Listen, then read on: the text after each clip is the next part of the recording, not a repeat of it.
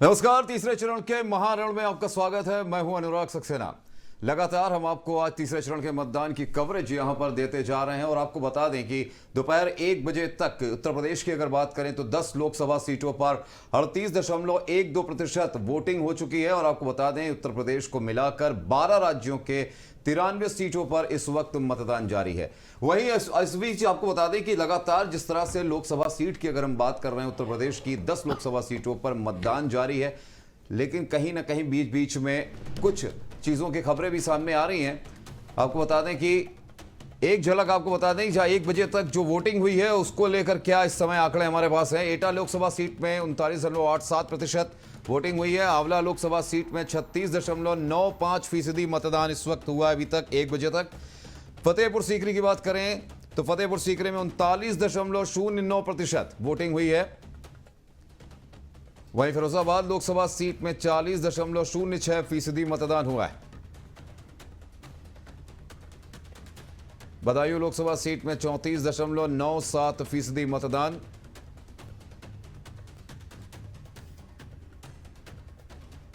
और बरेली लोकसभा सीट में 34.93% मतदान।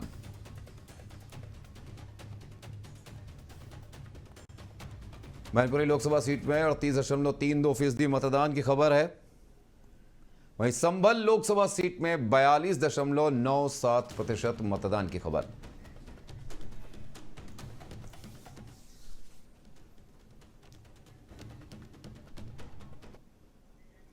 तो आज चर्चा करेंगे तीसरे चरण के मतदान की जो लगातार जारी है। इसी बीच विपक्ष की तरफ से आरोप भी लगाए जा रहे हैं, जिस पर बात करने के लिए चर्चा में हमारे साथ 2 खास मेहमान इस वक्त स्टूडियो में मौजूद हैं।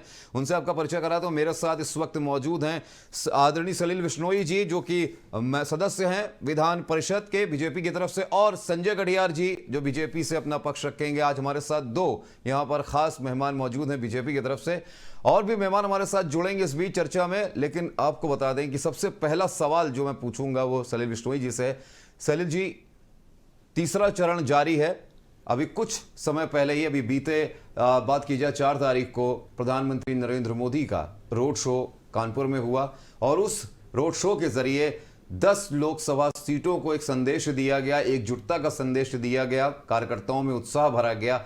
आपको लगता है कि तीसरा चरण जो जारी है, ऐसे में इन लोकसभा सीटों पर बहुत बदलाव आने वाला है और बीजेपी जो है बड़े अंतर से जीत दर्ज करेगी? देखिए, आदरणीय प्रधानमंत्री जी का जो रोड शो कानपुर में हुआ, वो सिर्फ 10 सीटों पे नहीं, बाकी के 5 चरण में ये इसका असर जाएगा जी। आज तीसरा चरण का चुनाव चल रहा है और 7वें चरण तक के चुनाव हैं।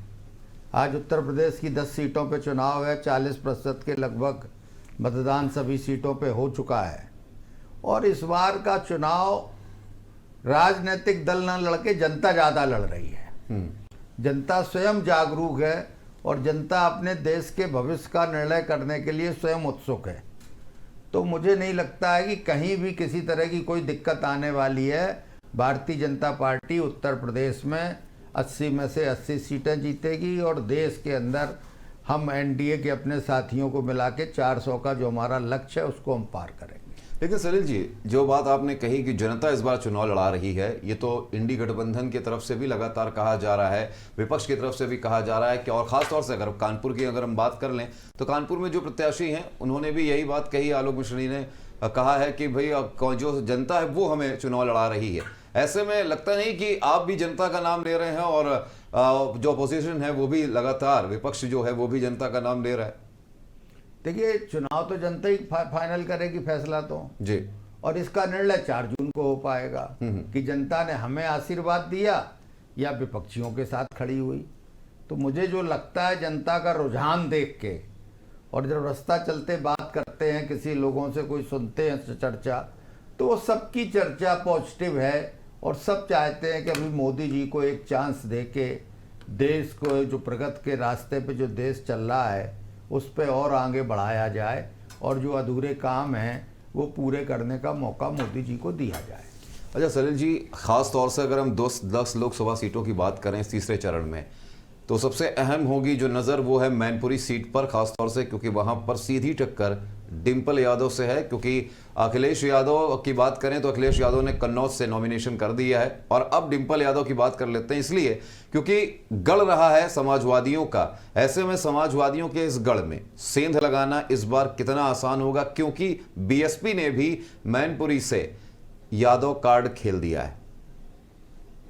देखिए, मैनपुरी की सीट इस चरण में चर्चित है उत्तर प्रदेश में, ये निश्चित है।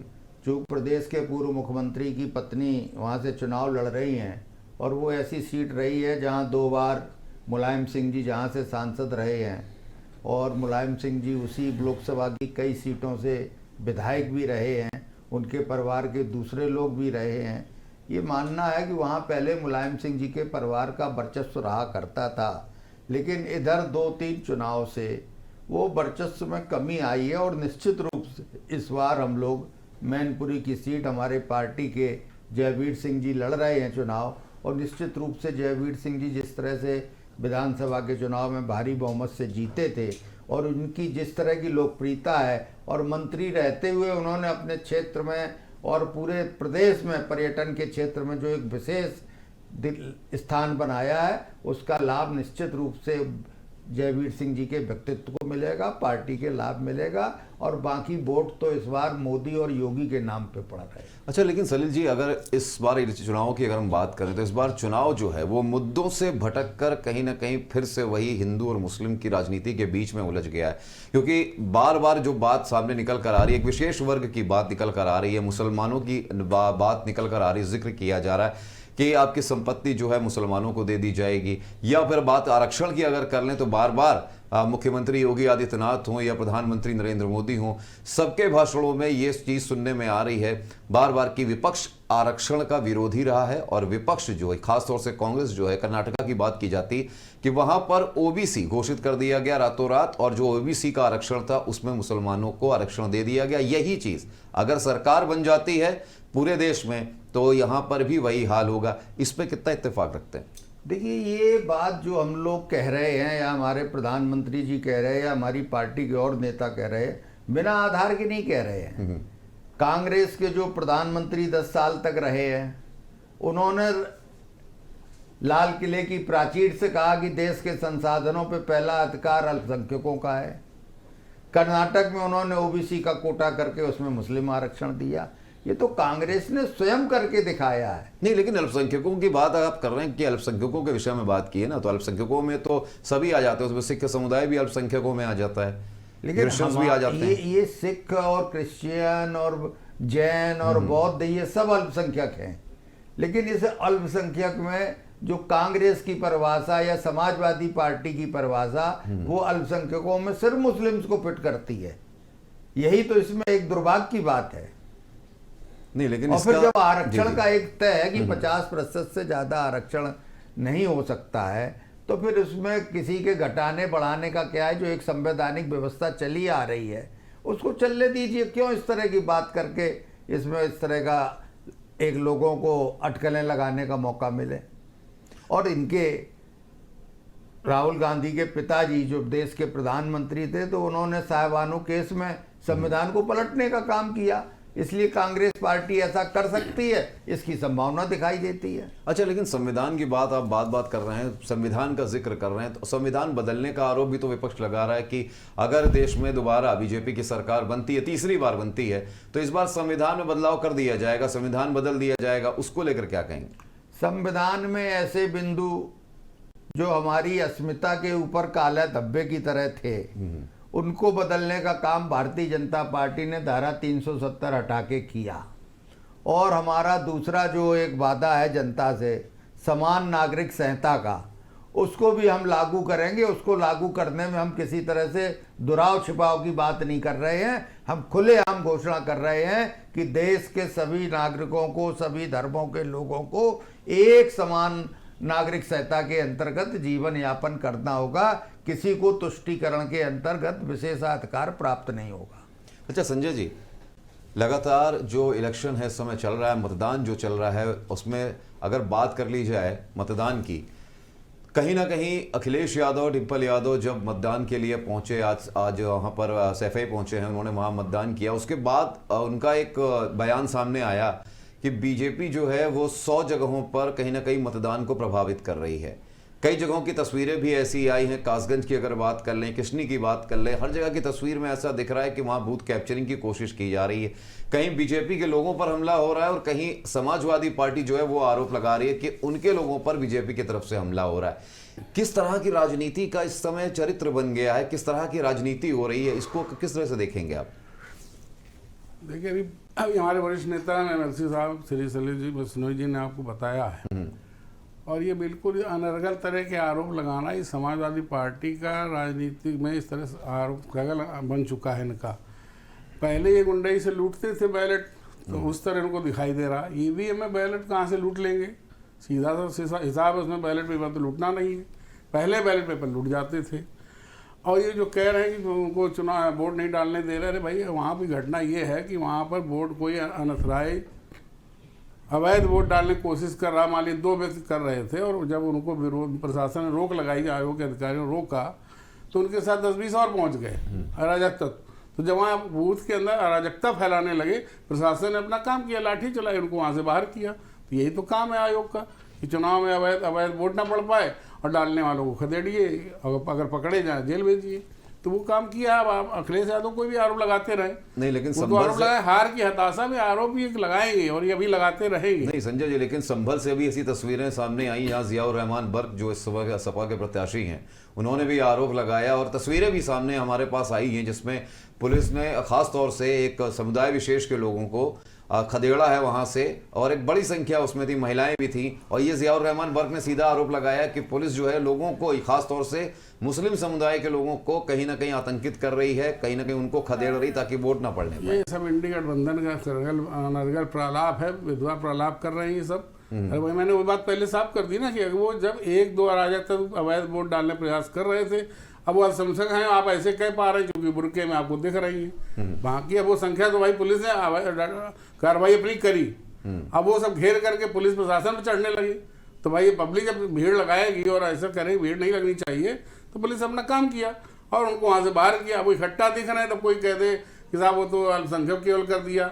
अरे खाली अल्पसंख्यक नहीं करे, कोई अवैध वोट डालेगा उसको करेगा प्रशासन। आयोग स्वतंत्र है, स्वतंत्र एजेंसी है, वो अपना काम कर रही है। अब प्रशासन का काम है व्यवस्था को बनाए रखना, वो बनाएगा। इसमें कौन सी गलत, इसमें भारतीय जनता पार्टी का दोष? तो इसमें ये सब बातें तुष्टिकरण वाली बात करने की आदत है।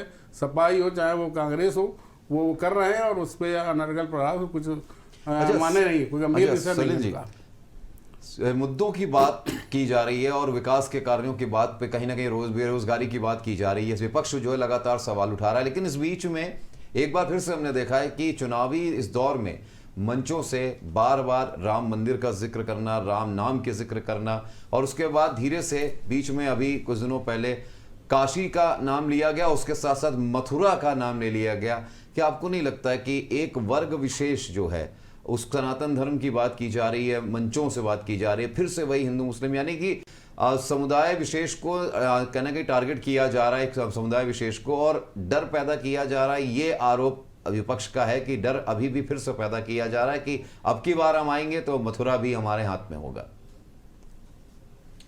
देखिए अनुराग जी, ये वो लोग कर रहे हैं जो पिछले 50 सालों में इस तरह का करके तुष्टीकरण का काम करते रहे। यही समाजवादी पार्टी के नेता ने जब बाबरी मस्जिद जो विवादित ढांचा था उसके ऊपर जाके कारसेवकों ने अपना प्रदर्शन करने की कोशिश की थी, तो उन्होंने कहा था परिंदा पर नहीं मार सकता, और उसके बाद उन्होंने गोली चलवाई, सैकड़ों कारसेवक शहीद हुए, इन्होंने तो जानें तक ली। और ये लोग आज बात कर रहे हैं, अगर हम मंच पे राम मंदिर के निर्माण की बात कर रहे हैं तो राम मंदिर का निर्माण हमने कोर्ट के आदेश से किया, हमने कहीं भी उसको सत्ता का उसमें दुरुपयोग नहीं किया। जब कोर्ट ने हमको मंदिर बनाने का साक्ष्यों का आधार देख के, एएसआई ने सारा देख लिया, पुरातत्व विभाग ने देख लिया कि ढांचे के अंदर जितना भी जो कुछ निकल रहा है वो सब मंदिर के भाग हैं। इसी तरह से काशी में आज भी एएसआई कह रहा है कि सारा कुछ, सारा हिंदू धार्मिक निशान उसमें पाए जा रहे हैं। अगर इसी तरह का कोई अवशेष जो है मथुरा में भी पाए जाएंगे तो उसमें भी न्याय किया जाएगा। हजारों सालों से जो अन्याय हो रहा था, अगर एक धार्मिक आधार पर अगर हम उसको तुष्टीकरण के अंतर्गत दूसरे पक्ष को न्याय नहीं देंगे तो ये दूसरे पक्ष के साथ अन्याय है। अच्छा, एक चीज मुझे बताइए, जिस तरीके से हर बार हमने पिछले दो चरणों में भी देखा है, इन चरणों में, इस अभी तीसरे चरण में भी हम देख रहे हैं, विकास के मुद्दे पर सरकार अपनी पीठ थपथपाती है। कई योजनाओं के मुद्दे पर बीजेपी की सरकार जो है लगातार पिछले 10 सालों से अपनी पीठ थपथपाती। हमने इतना रोजगार दिया, हमने गांव में विकास किया, हमने सड़कें निर्माण की, लेकिन जब चुनाव का माहौल आता है, 2 चरणों के बाद आज तीसरे चरण में भी हम देख रहे हैं, चाहे वो बदायूं हो, चाहे फिरोजाबाद हो, हर जगह पर गांव के लोगों ने विकास कार्यों को लेकर मतदान का बहिष्कार किया है। कई जगह तो ऐसी जहां पे एक वोट भी नहीं पड़ा अभी तक। आपको नहीं लगता कि जो जनप्रतिनिधि हैं, जो बीजेपी के खास तौर से जनप्रतिनिधि उस क्षेत्र में हैं, सांसद हैं, वहां के विधायक हैं, क्या उनको नहीं लगता है कि विकास कार्य हम करके दें? अगर ऐसा नहीं करेंगे तो हमारे हित में तो है ही नहीं है। देखिए, विकास कार्य तो हर जनप्रतिनिधि कराना चाहता अपने क्षेत्र में, चाहे वो पक्ष का हो चाहे विपक्ष का हो। कभी कभी कोई ऐसी परिस्थितियां हो सकती हैं, किसी सरकारी वजह से किसी जमीन पे कोई विवाद चल रहा है और वहां सड़क नहीं बन पा रही है, नहीं तो भारतीय जनता पार्टी की, मोदी जी की और योगी जी की सरकार बनने के बाद हमने प्रधानमंत्री ग्रामीण सड़क योजना के अंतर्गत कोई ऐसा गांव नहीं छोड़ा है जो हमने मुख्य सड़क से नहीं जोड़ दिया है। सारे हाईवे हमारे बनके तैयार हो गए, कितने फ्लाईओवर बनके तैयार हो गए। अब आप कन्नौज की बात ले लीजिए, कानपुर से कन्नौज जाने में क्या फर्राटेदार आप जा सकते हैं? पहले क्या स्थिति थी समाजवादी पार्टी की सरकार में? पूरी तरह से ध्वस्त सड़कें थी। आज हम उसी सरकार के में अपने क्षेत्र में नहीं कुछ करा पाए। अब अगर भारतीय जनता पार्टी की, योगी जी की और मोदी जी की सरकार ने बड़े बड़े हाईवे और सड़कों की सुगम यात्रा कर दी है, तो इसका क्रेडिट तो हम लेंगे ही लेंगे जो हमने काम किया है। नहीं, लेकिन क्रेडिट की बात जब आती है तो अखिलेश यादव तो छाती ठोक के कहते हैं कि यूपी में उनकी जब सरकार थी तो आगरा एक्सप्रेस हाईवे हो, या अगर बात करी जाए गोमती रिवर फ्रंट की बात कर ली जाए, या फिर 100 डायल की बात कर ली जाए, तो उनका कहना है कि ये सारी चीज़ें तो हमारी, और मेट्रो की बात भी वो कहते हैं कि मेट्रो तो हमारे द्वारा लाया गया। तो विकास कार्य इनका है कहाँ? ठप्पा दिया इन्होंने केवल। उन्होंने मेट्रो का सिर्फ उद्घाटन करके पत्थर लगाया जी, उसकी एक पटरी भी नहीं उन्होंने बिछाने का काम किया। उसकी तो सारा जो कुछ इंफ्रास्ट्रक्चर खड़ा किया वो भाजपा की सरकार के टाइम में खड़ा किया। अखिलेश यादव तो अपनी सरकार के जाते समय सिर्फ पत्थर लगा के चले गए। एक आगरा एक्सप्रेस वे का वो जरूर अपना बार बार ढिंडोरा पीटते हैं, लेकिन एक आगरा एक्सप्रेस को छोड़ दीजिए, हमने तो 7 एक्सप्रेस वे इस योगी की सरकार में बना के दे दिए। चाहे बुंदेलखंड एक्सप्रेस वे हो, चाहे पूर्वांचल एक्सप्रेस वे हो, सारे एक्सप्रेस वे हमने बना के तैयार कर दिए। और आज कानपुर से 4 घंटे में हम दिल्ली पहुंच जाते हैं, बिल्कुल ट्रेन से जल्दी पहुंच जाते हैं। और अगर एयरपोर्ट जाने आने का टाइम भी जोड़ ले तो प्लेन से पहले पहुंच जाते हैं। तो आज हमने इतनी सुगम यातायात की व्यवस्थाएं कर दी हैं। और जो पुरानी सरकारें हैं वो अपनी असफलताओं को छुपाने के लिए भाजपा के सरकारों के ऊपर अनर्गल प्रताप करते हैं। हमने उनका इतना इस प्रदेश का और पूरे देश का विकास किया है कि इन लोगों ने तो सिवा भ्रष्टाचार के अलावा कभी सोचा नहीं। उनके बड़े लिमिटेड ठेकेदार हुआ करते थे, हम तो आजकल ऑनलाइन करते हैं निविदा, किसी को उस तरह से नहीं देते हैं कि इसको ठेका दे दो। एक पूरी पारदर्शी व्यवस्था के तहत हम कर रहे हैं। और जो हमारा निर्माण कार्य है और उनका निर्माण कार्य है, आप तो पत्रकार हैं, आप जाके दोनों जगह की तुलना करके देख लीजिए। बिल्कुल, फिलहाल यहाँ रुकेंगे, थोड़ी देर के लिए आपको रोकेंगे क्योंकि इस वक्त बड़ी खबर सामने निकल कर आ रही है। तो इस वक्त बड़ी खबर आ रही है, कानपुर के रमईपुर में सपा अध्यक्ष अखिलेश यादव ने बोला हमला। सपा के राष्ट्रीय अध्यक्ष अखिलेश यादव का बीजेपी पर हमला। इस वक्त की बड़ी खबर, जहां अखिलेश यादव ने कहा भाजपा बेईमानी पर उतर आई है। अखिलेश यादव का यह बयान, जहां हार के डर से घबरा कर बौखला गई है बीजेपी। बीजेपी की भाषा और व्यवहार दोनों बदल गया। अखिलेश यादव का यह आरोप कानपुर के रमईपुर से, जहां उन्होंने कहा पीडीए वालों ने एनडीए की हवा उड़ा दी है। सरकार आने पर सबसे पहले अग्निवीर योजना को खत्म करेंगे, अखिलेश यादव का यह बयान। सबसे ज्यादा पेपर लीक बीजेपी सरकार में हुए हैं, अखिलेश यादव का लगातार बीजेपी पर हमला। जहां समुद्र मंथन की तरह यह समय संविधान मंथन का है, अखिलेश यादव का यह बयान सामने आया है। जहां कानपुर के रमईपुर में सपा अध्यक्ष अखिलेश यादव ने बीजेपी पर हमला बोला है।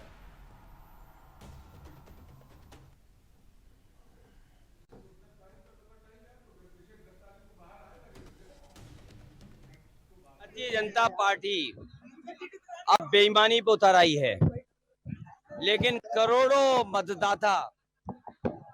मतदाता इनके खिलाफ हैं। ये कितनी बेईमानी पे उतर जाएं, लेकिन करोड़ों मतदाता इनको हटा करके ही दम लेगा। और जो सूचनाएं आ रही हैं, ये घबरा गए, बौखला गए हैं। और जो आदमी खिसियाता है, जो हारने लगता है, वही ये हरकत कहता है। कहाँ 400 पार, बताओ क्या हालत हो गई इनकी। इनकी भाषा बदल गई, व्यवहार बदल गया, और इतना स्तर गिर गया इनका कि अगर मंदिर में हम लोग जाएंगे तो परिसर को धो देंगे। याद रखे बीजेपी, आज तुमने परिसर धोया है, जनता तुम्हें वोट डाल डाल करके ऐसा धोएगी कि दोबारा नहीं लौटोगे।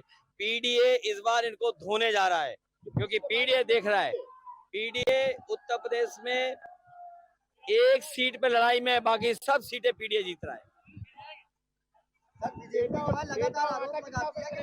देखिए, आज अभी अगर आपने सुना हो, जब दुनिया के सबसे बड़े बिल गेट्स आए थे, कंप्यूटर के जानकार, और प्रधानमंत्री से जब बातचीत कर रहे थे, तो उन्होंने डिजिटल डिवाइड के बारे में कहा कि डिजिटल डिवाइड भारत में नहीं होने देंगे, उसके लिए कदम उठाएंगे।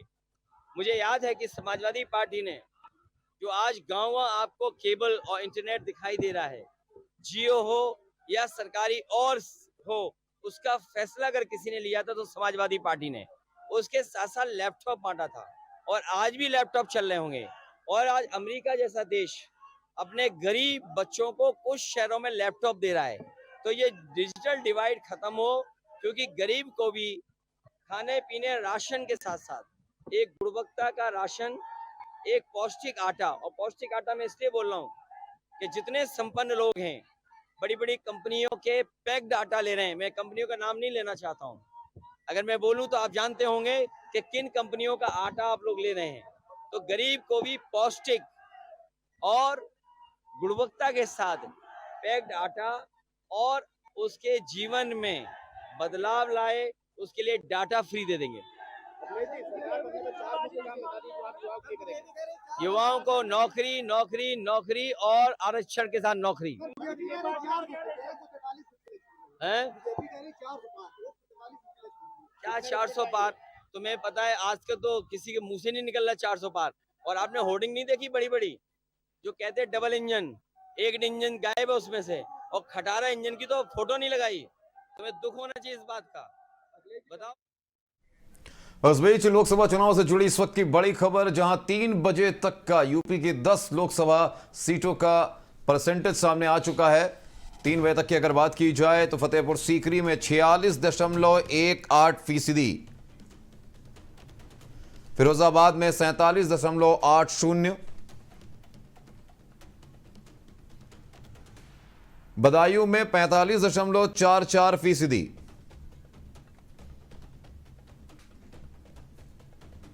बरेली में 45.96% मतदान। ये 3 बजे तक के आंकड़े। मैनपुरी में 46.80,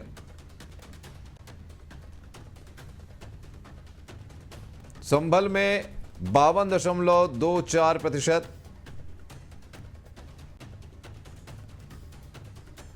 हाथरस में 44.63%। तो लोकसभा चुनाव के तीसरे चरण का रण जारी, जहां पर 3 बजे तक के मतदान के आंकड़े सामने आ चुके हैं। यूपी की 10 सीटों पर मतदान लगातार जारी है। यूपी में 3 बजे तक 46.48% मतदान।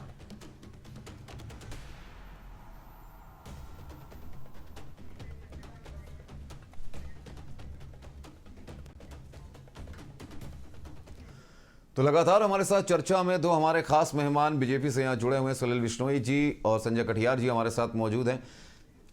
संजय जी, जब बात होती है सीटों को लेकर, अभी आपने सुना अखिलेश यादव को किस तरीके के बयानबाजी चल रही है, आरोप प्रत्यारोप का ये दौर चल रहा है। अखिलेश यादव ने फिर से, जैसा कि मैंने सलिल बिश्नोई जी से पूछा कि जिस तरीके का पिटारा वो ताली ठोक कहते हैं ना, छाती ठोक के कहते हैं, ताली बजा बजा के कहते हैं कि मैंने ये किया मैंने ये किया, उन्होंने फिर से अपनी जो अपने कार्यकाल में उन्होंने थोड़े बहुत उन्होंने क्या कार्य किए उसको उन्होंने गिनाने की कोशिश की। इस पर क्या कहेंगे जो आरोप प्रत्यारोप लगे?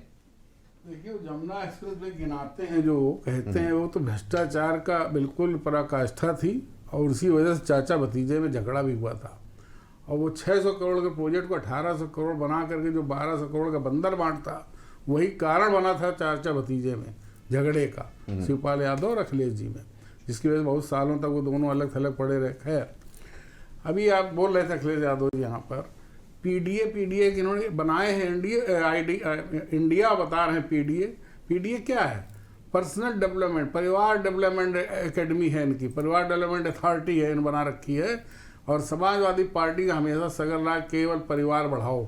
अभी इन्होंने टिकट बांटे हैं, आप गिन लीजिए, सारे विधानसभाओं लोकसभा में सारे इनके परिवार के लोग लड़ रहे हैं, चाहे वो स्वयं डिम्पल यादव हो, चाहे स्वयं अखिलेश यादव हो, चाहे तेज प्रताप हो, चाहे धर्मेंद्र यादव, चाहे कहीं भी आप सारी सीटों पर इनके अपने घरेलू लोग लड़ रहे हैं, इनको और कोई कार्यकर्ता नहीं मिलता।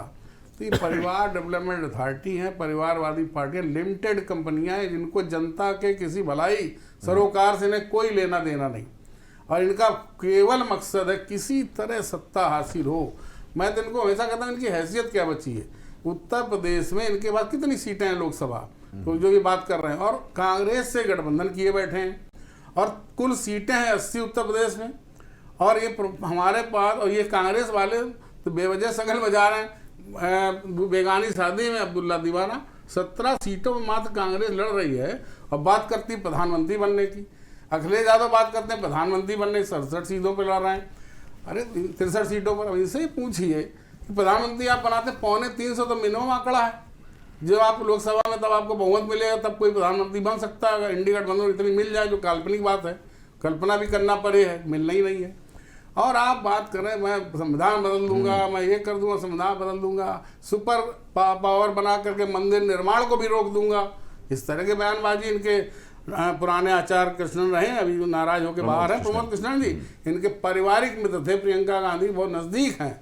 उन्होंने बयान दिया, जिम्मेदार नेता हैं वो, गंभीर हैं, और उन्होंने बयान दिया है कि ये चर्चा हो रही थी कि अगर मैं प्रधानमंत्री बन जाऊं तो हम, जैसे हमारे पिताजी ने सावानो केस में सुप्रीम कोर्ट के निर्णय को बदल दिया था, ऐसे मंदिर निर्माण के सुप्रीम कोर्ट फैसले को बदल देंगे और मंदिर निर्माण में रोक लगा देने के इनके इस तरह के कुत्सित प्रयास भी हैं, और जनता इन चीजों को समझ रही है। एक मिनट, और मंदिर निर्माण वास्तव में नहीं होता। सुप्रीम कोर्ट के ऑर्डर को ये रद्दी टोकरी में निश्चित डाल देते। अगर केंद्र में कांग्रेस सरकार होती और राज्य में समाजवादी सरकार होती, हमारी सरकारें अगर दोनों जगह नहीं होती, तो ये तय है कि ये सरकार को, मंत्री, ये पार्टियां मंत्री मंदिर नहीं बनने देती। अच्छा सलिल जी, आरक्षण का जिन्न इस बार चुनावों में खास तौर से देखा गया है। अब लगातार आरक्षण की बात की जा रही है, आरक्षण के मुद्दे को उठाया जा रहा है। आरक्षण आरक्षण आरक्षण हर मंच से, चाहे वो विपक्ष हो, चाहे वो हमारा बीजेपी हो, सत्ता पक्ष हो, लगातार आरक्षण को कहते हैं हाईलाइट किया जा रहा है। और अभी आपने भी सुना अखिलेश यादव का जो बयान सामने आया, उसमें वो भी कह रहे हैं कि हम बेरोजगारों को नौकरी नौकरी नौकरी देंगे। 3-4 बार उन्होंने कहा कबूल कबूल कबूल की तरह, या तलाक तलाक तलाक की तरह 3 बार उन्होंने जिक्र किया। उसके साथ उन्होंने एक चीज और जोड़ दी कि आरक्षण के साथ। आखिरकार इसको किस नजरिए से देखते हैं? ये आरक्षण का जो जिन्न बार बार बाहर आ रहा है, ये क्या है?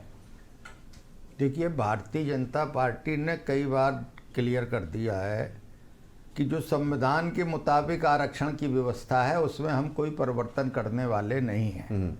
जो डॉक्टर अंबेडकर की परिकल्पना थी, हम उसके अनुसार ही आरक्षण का जो हुआ है उसको पालन करेंगे। हमारा आरक्षण में किसी तरह के छेड़छाड़ की कोई व्यवस्था नहीं है, और हम जो है आरक्षण का पूर्ण सम्मान करेंगे। इसलिए आरक्षण में भारतीय जनता पार्टी किसी प्रकार का कोई परिवर्तन करने वाली नहीं है। ये विरोधी दल जो आरक्षण कर रहे हैं, उससे जरूर ऐसा लगता है कि इनके नेता जिस तरह से कर्नाटक में किया, जिस तरह से और जगह करने का इन्हें प्रयास किया, इनकी नीयत में हम लोगों को बेईमानी नजर आती है। लेकिन जिस तरीके से उन्होंने भाषा शैली को लेकर भी कहा, क्योंकि इस बार देखा जाए तो चुनाव आयोग ने संज्ञान लेते हुए बीजेपी को भी नोटिस जारी किया था, राहुल गांधी को भी नोटिस जारी किया था, और अखिलेश यादव आज फिर से वही राग अलाप रहे हैं, वही बात कह रहे हैं कि बीजेपी की जो कहते हैं ना खिसियाहट जो है वो खींचतान निकल रही है और भाषा शैली में दिख रही है। आपको लगता है कि भाषा शैली बीजेपी की गड़बड़ हो रही है, या फिर अगर संभल का पिछले दिनों का वीडियो उठा के देख लें तो जहां पर मुस्लिम तुष्टीकरण के चक्कर में शहाबुद्दीन जैसे लोगों को और मुख्तार अंसारी जैसे लोगों को शहीद का दर्जा देते हैं इनके सपा प्रत्याशी, वो भाषा शैली अच्छी है या फिर देखा जाए तो ये भाषा शैली अच्छी है? देखिए, जहाँ तक भाषा शैली का सवाल है, ये तो इनकी खानदानी बिगड़ी हुई रही है। इनके जितने भी बड़े नेता, चाहे पुराने हुए हो चाहे नए हुए हो, इनकी सबका एक ही तरीका है, और गुंडागर्दी से ये सत्ता पे हमेशा कब्जा करते आए हैं। अब कानून व्यवस्था योगी जी की और मोदी जी की सरकार में इतनी सुदृढ़ हो गई है कि इनकी गुंडागर्दी चल नहीं पा रही है।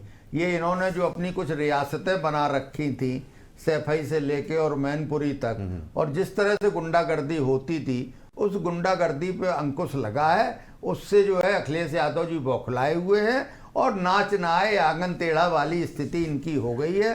अपनी हार को देखते हुए ये बौखलाकर भारतीय जनता पार्टी के ऊपर निशाना साध रहे हैं। अच्छा, जो यादव परिवार की बात संजय जी ने भी कही कि यादव परिवार को टिकट दिया गया है।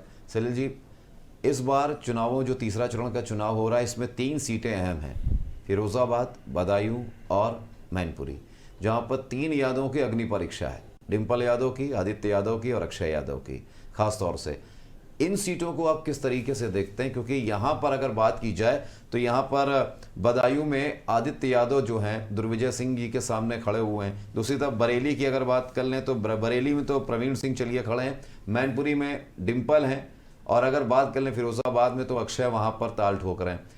ऐसे में आपको लगता है कि जो समाजवादियों का गढ़ रहा है, जो एक वोट बैंक है, खास तौर से यादव वोट बैंक, और तुष्टीकरण की अगर बात कर लें तो जो मुस्लिम वोट बैंक इनका रहा है, कांग्रेस का और इनका, क्या आपको लगता है कि मुस्लिमों की सोच बदली है और इस बार बीजेपी के झोली में वो वोट बैंक जाएगा? देखिए, भारतीय जनता पार्टी ने मुस्लिम समाज के साथ सबका विकास के तहत हमने उनका विकास किया है।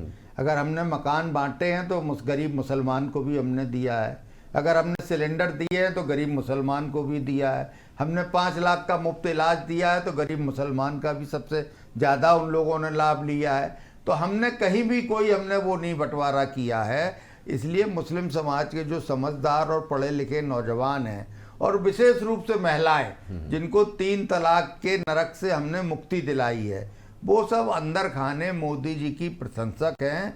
और अभी आपने देखा मोदी जी के रोड शो में किस तरह से मुस्लिम बहनें शुक्रिया मोदी भाईजान करके नारे लगा रही थीं, और मोदी जी ने उनके जीवन स्तर को सुधारने का, उनके नारकी जीवन का, उनके जीवन में जो अनिश्चितता रहती थी कि पैर की जूती की तरह लोग उनको रोज तलाक दे दिया करते थे, फिर हलाला के बाद उनकी वापसी हुआ करती थी, वो मुस्लिम महिलाओं के लिए, हमारी मुस्लिम बहनों के लिए बड़ी जलालत की स्थिति हुआ करती थी। देखिए सलील जी, पसमानदा मुस्लिम की अगर बात करें वो तो बीजेपी के सपोर्टर हैं, लेकिन जो मुसलमानों की अगर बाकी तबके की बात की जाए तो अभी भी उनकी सोच वही है। अभी भी अगर बात की जाए तो वो उस पक्ष की तरफ जाते हैं जो बीजेपी के सपोर्ट में, मतलब बीजेपी के विपक्ष में खड़ा होता है, मजबूती के साथ खड़ा होता है।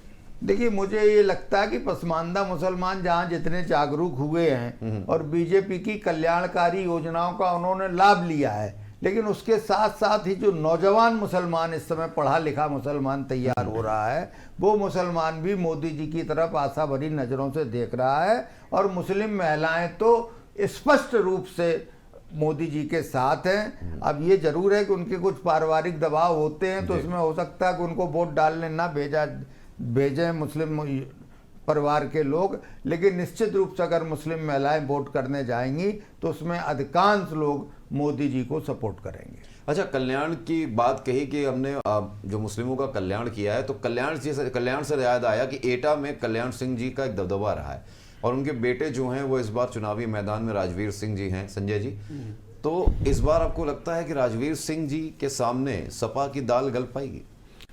देखिए, हम उत्तर प्रदेश में पहले ही हम कह रहे हैं, उत्तर प्रदेश में हमें 80 की 80 सीटें हम जीतने जा रहे हैं। और देखिएगा अगर राहुल गांधी भी चुनाव हारेंगे, आप ये पक्का समझ लें, क्योंकि वायनाड से भाग कर डर के फिर वहां भी डरे हैं और वहां से डर कर इन्होंने फैसला अमेठी नहीं आ पाए। अच्छा, कांग्रेस का अमेठी में आने की हिम्मत नहीं लेकिन करी संजय जी, उन्होंने। कांग्रेस का जो ये प्रमोद कृष्णन की बात आपने करी थी, उनका एक बयान सामने आया था कि चुनाव हो जाने दीजिए, उसके बाद दो फाड़ हो जाएगी कांग्रेस। भाई वो उनके बहुत निकट, मैंने कहा वो बहुत निकट करीबी है प्रियंका गांधी, किचन कैबिनेट के व्यक्तित्व थे, आचार्य प्रमुख से बहुत गंभीर नेता हैं और वो ये बात कह रहे हैं तो उस बात में ताकत है और सच्चाई है, वो कोई हवा में बात नहीं कर रहे हैं। तो उन्होंने बिल्कुल जो बयान दिया बिल्कुल सच दिया। और ये बयान भी सच, जो मैं फिर दोहरा रहा हूँ कि मंदिर निर्माण रोका जा सकता है यदि इंडी गठबंधन में कांग्रेस प्रधानमंत्री बन जाए, जो कल्पना है, बनेगा तो नहीं, हम भी जानते हैं, जनता भी जानती है, जनता बनने ही देगी, लेकिन ये इनके सपने हैं। तो मतलब प्रमोद आपके कृष्ण की हिसाब बात से में तो सच ये, है। मतलब आपके हिसाब से ये कितना भी गठजोड़ ये कर लें, कितना भी गठबंधन कर ले, आएंगे तो मोदी ही। अच्छा सैलिल जी, चलते चलते क्योंकि अब चर्चा जो है अंतिम पड़ाव पे है, एक सब सीधा सीधा पूछूंगा, पिछले चुनावों में बीजेपी के हाथ 8 सीटें थी, जीत हासिल हुई थी, 2 पे सपा की साइकिल चली थी, बसपा खाता भी नहीं खोल पाई थी।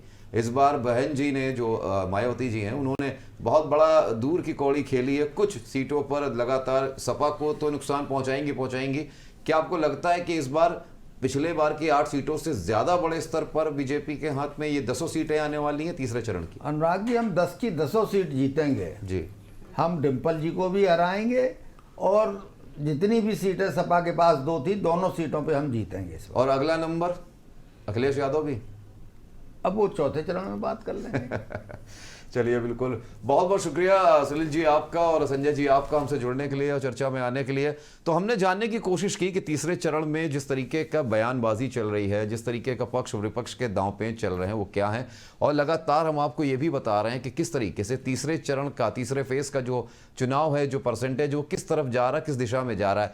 फिलहाल अभी भी नजर हम बनाए हुए हैं, लगातार आपको एबीसी न्यूज पर कवरेज दे रहे हैं। फिलहाल यहाँ रुकेंगे एक छोटे से ब्रेक के लिए, ब्रेक के बाद भी चर्चा में हम जुड़े रहेंगे।